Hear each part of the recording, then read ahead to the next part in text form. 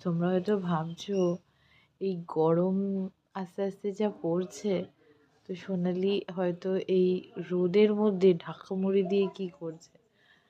তো মেবি আমার বাড়ির মতো হয়তো কিছু না কিছু মানুষের ঘরে এরকম দিন এসেছে অলরেডি। আসছে বলে ভুল হবে। শীত যাওয়ার সময় বা শীত আসার সময় সবারই বাড়িতে জ্বর সর্দি কাশি লেগে থাকে। আমাদেরও বাড়ির অবস্থা সেরকমই।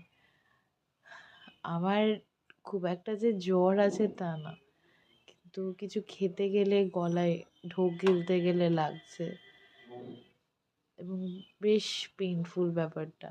আমি বুঝতে পারছি, মানে ডাক্তারের কাছে যাওয়াটা একটা বিভীষিকা এখন মনে হচ্ছে। এই বিগত কয়েক মাসে যা ওষুধ চলছে আমার। আর আজকে ওয়েদারটা তো সকাল থেকে খুব একটা ভালো ছিল না, বৃষ্টি বৃষ্টি ভোর রাত থেকেই হচ্ছে। ঘুমটাও সেরকমভাবে হয়নি। আমার এই থাইরয়েড আর পিসিওডির চক্করে ঘুমটা একদম, মানে কোথায় যে হারিয়ে যায় একটু আওয়াজ হলেই।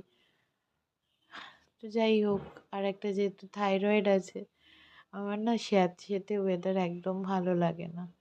আগে বেশ বৃষ্টি ভালো লাগতো, কিন্তু এখন আর ভালো লাগে না। মনে হয় রোদ ঝলমলে আকাশটা উঠলে, মানে রোদ উঠলে মনে হয় যেন আমার একটু এনার্জি পাচ্ছি। এটা সব থাইরয়েডের পেশেন্টদের হয় কি না বলতে পারবো না, বাট আমার চেনা জানা বেশ কিছু জন আছে যাদের এই সেম সিমটম হয় থাইরয়েড ধরা পড়ার পরে।